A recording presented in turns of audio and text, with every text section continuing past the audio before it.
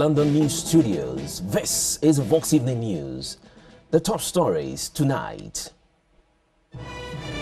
The World Health Organization, WHO, declares Nigeria officially free of Ebola, hailing it a spectacular success story after 6 weeks with no new cases.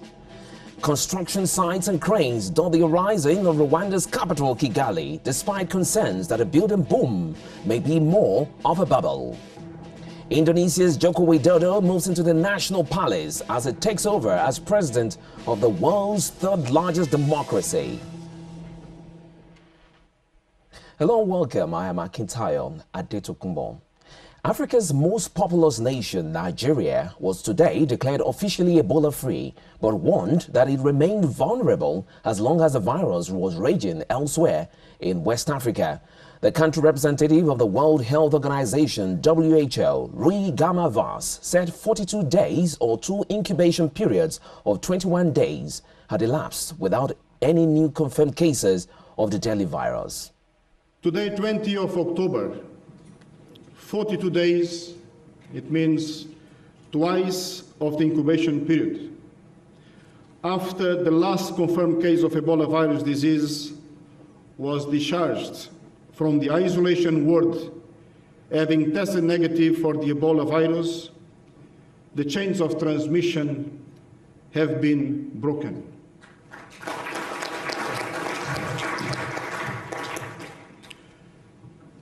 WHO officially declares that Nigeria is now free of Ebola virus transmission. This is a spectacular success story that shows to the world that Ebola can be contained. But we must be clear that we only won a battle. The war will only end when West Africa is also declared free of Ebola. We cannot afford to lower our guards. This risk and the risk to other countries can only be eliminated through the setting up of a system similar to the Nigerian one under the leadership of the United Nations, but with the operational wing built around ECOWAS.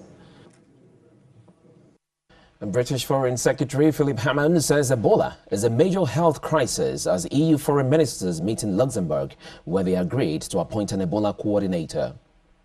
We do need this €1 billion fund. There is a major health crisis here. We've got a very short window to get on top of it and prevent the uncontrollable spread of this disease. This is a very worthwhile investment, and that money would be spent on providing additional beds and isolation facilities in country, because the only way we're going to stop the spread of the disease is to make sure that people are isolated and treated early.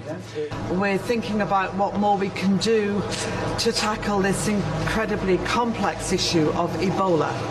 Already EU and member states have contributed €500 million in support of trying to protect people, and of course you will know that many individual member states are working hard in different countries, especially in West Africa, to support the populations, providing medical support by way of equipment and staff. And thousands of people in the Ebola-hit West African countries are living under quarantine. However, the strategy of sealing people off is gathering controversy, as many aid organizations say mass quarantines are ineffective. And for one family in Liberia's capital, Monrovia, the impact has been devastating. In August, the government sealed off West Point, the most densely populated suburb of Monrovia, to try to combat Ebola, sparking unrest and leaving many without access to food or safe water. For residents Emmanuel and Eva Abalau, the impact of quarantine has been devastating. They lost their grandson. But a 15-year-old teenager, Shaki Kamara, did not die from Ebola. Kamara happens to be near the crowd of protesters as he had been sent out to buy some tea. When security forces opened fire on the protesters, he was hit in the legs. He bled to death, calling for his grandmother. And while the official government investigation is still underway to determine how exactly he died, the West Point community is angry, not only at the death of a teenager, but at the quarantine, which was the catalyst for this tragedy. And when government pronounced the quarantine, there was no preparation. There was no medication, no food, no water, and this place is over 60,000 inhabitants. And these were the things that we were experiencing. And majority of these people comprises of and women and children. And so these were the points that were raising. Why would the government quarantine a place without providing the basic social needs for the people, of which majority of them are women and children, and being much vulnerable? What we observed during that process as an activist, that the joint security were taking money. So if you have little money, you give them some money, they allow you to go. We're still in West Africa. The World Health Organization, WHO, says Ivory Coast and Mali are the countries most at risk from a spillover of the Ebola epidemic. In the Ivory Coast Tongue region bordering Liberia, social workers go door to door to tell people about prevention measures, while Ebola awareness campaigns have been airing on radio and television. Pop songs have been written about the disease, and even ringtones advise against shaking hands, eating bush meat, or touching the sick or dead. Rumors that a deadly Ebola epidemic had reached Ivory Coast began a week ago, rapidly spread by late-night phone calls and prompting scared villagers to drink salted water. Ivory Coast is officially free of the virus, but superstition often prevails when it comes to prophecies there. The conviction that salt and onion consumption combat the virus is no mere fad in the remote northern village of Kutuba. The president of the South African Football Association, Danny Jordan, says he's waiting for a response from the Confederation of African Football, CAF, on whether South Africa will host the 2015 Africa Cup of Nations in place of Morocco. South African football has not taken a decision on the matter because we were never called to do so. The matter is still in the hands of CAF, and CAF has not spoken. So it is CAF and the government that will speak first, and we will respond to that. To ask now, are we a plan B for Morocco? When Australia put themselves out as a plan B for South Africa, you got very angry with them. You didn't want any plan B for your right to host an event. As we speak, this event has been awarded to Morocco, and Morocco has not said, we don't want to host this event. Morocco is saying, can we find new dates? So let's allow that space for Morocco and CAF to debate this matter and conclude the thing. As far as Ebola is concerned, I think the World Health Organization's report is very clear. I think from our own perspective, our health department has already taken measures and is monitoring, and not just South Africa, every country. Our latest report says South African Sports Minister Fikile Mbalula has stated the country would not step in as host for the 2015 Africa Cup of Nations if Morocco withdraws. And let me take you to Rwanda's capital, Kigali, where construction sites and cranes dot the horizon, a sign of the city's ambitious vision of the future, despite concerns that a building boom may be more of a bubble.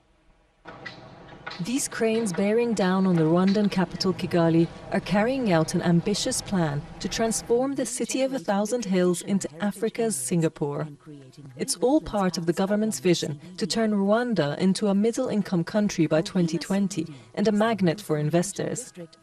Notre vision 2020, c'est d'avoir Our 2020 vision is to have economic development that is guided and led by the private sector. We see that the demand is there and is really strong. It's only investors who are taking advantage of these opportunities. Ce n'est qu'aux investisseurs de profiter de ces opportunités. In the capital's financial centre, small businesses have been told to either move into the high-rise buildings or move out. But some retailers are worried the move will prove disastrous for profits. It will cost us dearly. We'll lose our customers. I've been here for 7 years. My customers know me, and I'm going to tell them where I'm going.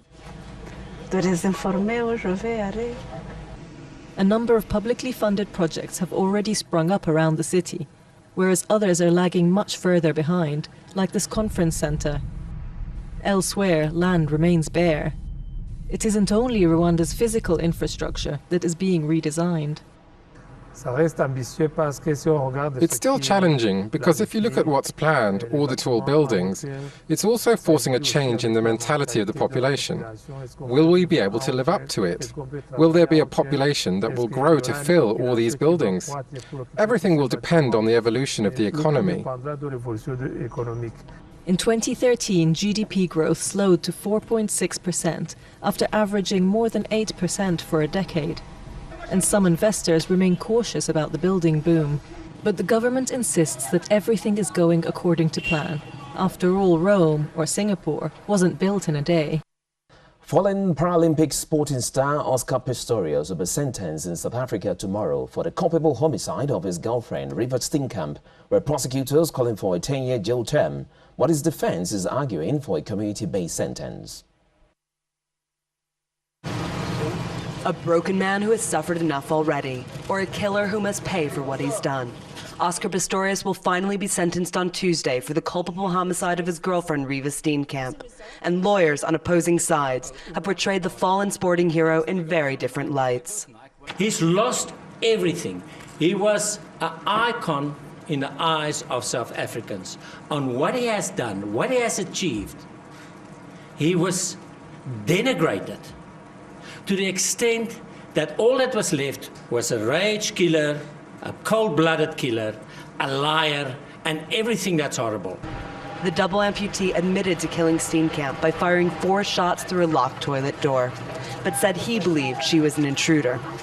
But he was controversially acquitted of murder and found guilty of culpable homicide, which carries a sentence of anything from a fine to 15 years in jail. While the defense says he should serve a community-based sentence, the prosecution is pressed for at least 10 years in prison. If the court sentence is too light and society loses trust in the courts, they will take the law into their own hands. That's what the court has to guard against, am I right? Pistorius says he's lost everything, is tormented by remorse, and needs specialized physical and psychological care that he cannot receive in prison. But in an emotional appeal to the court, Steenkamp's cousin said she didn't believe his apology and that he must pay for what he did. My family are not people who are seeking revenge. We just feel that to take someone's life, to shoot somebody behind a door that is unarmed, that is harmless, needs sufficient punishment. It is now up to Judge Thokozile Masipa to decide Pistorius' fate. Gynecologist Denis Mukwege, Azerbaijani human rights activist Leyla Yunus, and Ukraine's Maidan movement are finalists for the prestigious Sakharov Prize, the European Union's award for human rights and freedom of thought. Mukwege is a Congolese gynecologist specializing in the treatment of rape victims. He is also the founder of the Panzi Hospital in Bukavu, DR Congo, where he offers both medical and psychological help to women and child victims of sexual violence. Nominee Leyla Yunus, who heads the Baku-based Institute for Peace and Democracy, is a prominent human rights activist and a defender of ethnic minority rights in Azerbaijan. She is currently in custody, awaiting trial on charges of treason, espionage and tax evasion. The third finalist is the Ukrainian Euromaidan movement, whose 4-month revolt forced former President Viktor Yanukovych to flee from office. This year's winner will be decided by the European Parliament's president and political group leaders and announced on October 21. World leaders today attended the inauguration ceremony of new Indonesian President Joko Widodo. The charismatic leader made a call for national reconciliation and unity as he was sworn in. Julie Knowles reports. Indonesia's new president, Joko Widodo, sits atop a horse-drawn carriage as he makes his way to the presidential palace. The newly inaugurated Jokowi, as he's known amongst supporters, was escorted into his new residence by outgoing president Susilo Bambang Yudhoyono, who'd been in power for the past 10 years. Widodo's rise from small-town furniture businessman to leader of the world's third-largest democracy marks the first time in the country's history that a president's been elected from outside the established military and political elite. Despite his image as a common man, some say his insistence on transparency and his can-do approach may face resistance in the legislature. Jokowi was sworn in during an official ceremony in Parliament. World leaders, including U.S. Secretary of State John Kerry and Australian Prime Minister Tony Abbott, were on hand for the event. Just weeks after taking office, Jokowi will be thrust into the international limelight as he attends an Asian-Pacific summit in China and the G20 summit in Australia. Australia has reached a deal with Baghdad for the deployment of about 200 special forces to assist Iraqi forces in their fight against jihadists. Foreign Minister Jolie Bishop told reporters in Baghdad she had met top officials to hammer out a deal allowing Australian commandos who have been waiting in the United Arab Emirates to deploy to Iraq. Bishop said the Special Forces mission will be to advise and assist the Iraqi government in building up the capacity of the Iraqi security forces. The agreement came a day after the appointment of Interior and Defense Ministers ended a security limbo that had been seen as an obstacle to coordination in the fight against the Islamic State jihadist group. Pope Francis has closed an assembly of Catholic bishops that revealed deep divisions on how to respond to homosexuality and divorce, saying the church should not be afraid of change and new challenges. Mana Rabie reports. Under a brilliant blue sky in St. Peter's Square, Pope Francis beatified the late Pope Paul VI on Sunday. The lavish ceremony comes at the end of a 2-week-long assembly of bishops that revealed deep divisions in the church on how to respond to homosexuality and divorce. Just a week ago, the church released a historic document asking Catholics to consider acceptance of gays. But the final document drafted on Saturday reversed that decision. Pope Francis, who wants to modernize the church, called on the assembly not to fear change. He paraphrased from Pope Paul VI, the very man whom he was honoring with a beatification. By carefully surveying the signs of the times, we are making every effort to adapt our ways and methods to the growing needs of our time and the changing conditions of society.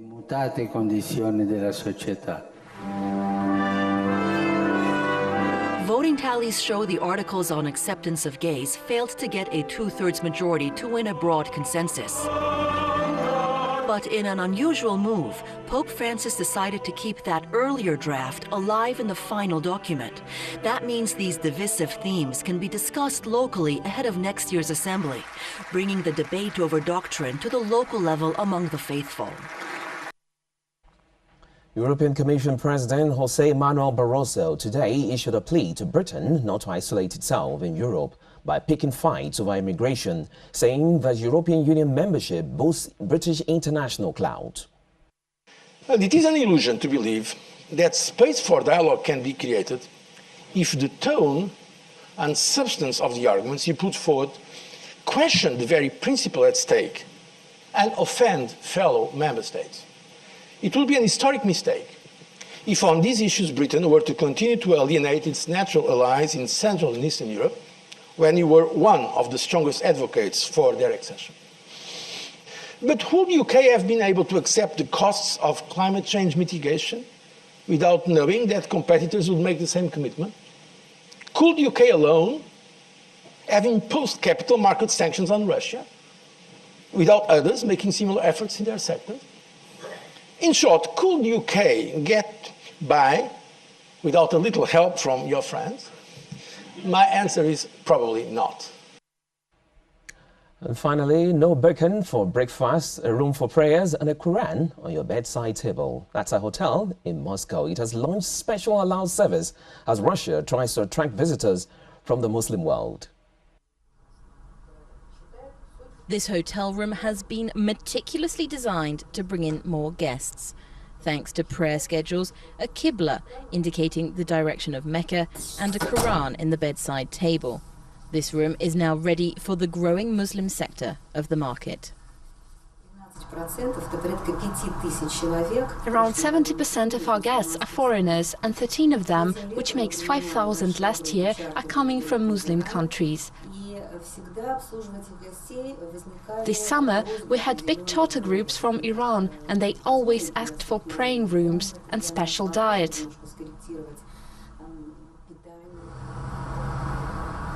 After a long and thorough process, the Aerostar is now the first hotel that is halal certified in Moscow, a designation that doesn't just apply to food, but to all daily life.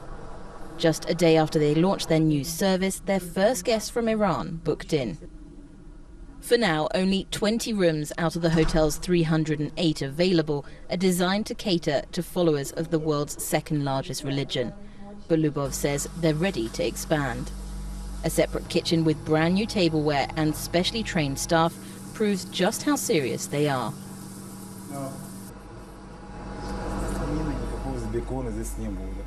There's no ham or pork here, of course. They're at the main kitchen. I've even considered logistics. The food here will not cross with the food in the main kitchen. It will be delivered directly here, and special cooks will work here.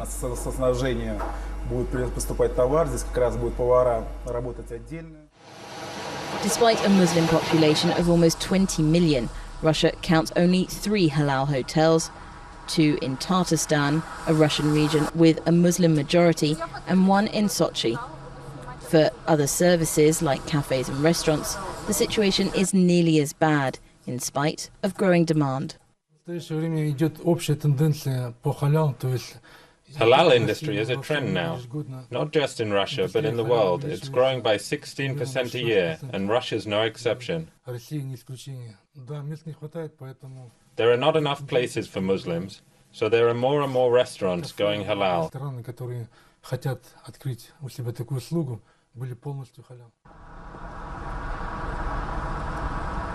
Halal has gained momentum as the Russian economy gets slammed by Western sanctions over the Ukrainian conflict. With fewer visitors from Western countries, Moscow has opened its doors to the East.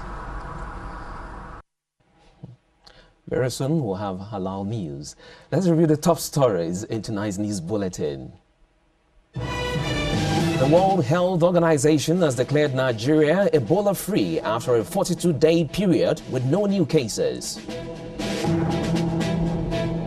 We took a look at the government's vision to turn Rwanda into a middle-income country by 2020 and a magnet for investors. Reform-minded outsider Joko Widodo has taken office to become Indonesia's 7th president after an inauguration ceremony. Well, that's the Vox Evening News. Thanks for your time. Enjoy the rest of your night. From me, it's goodbye.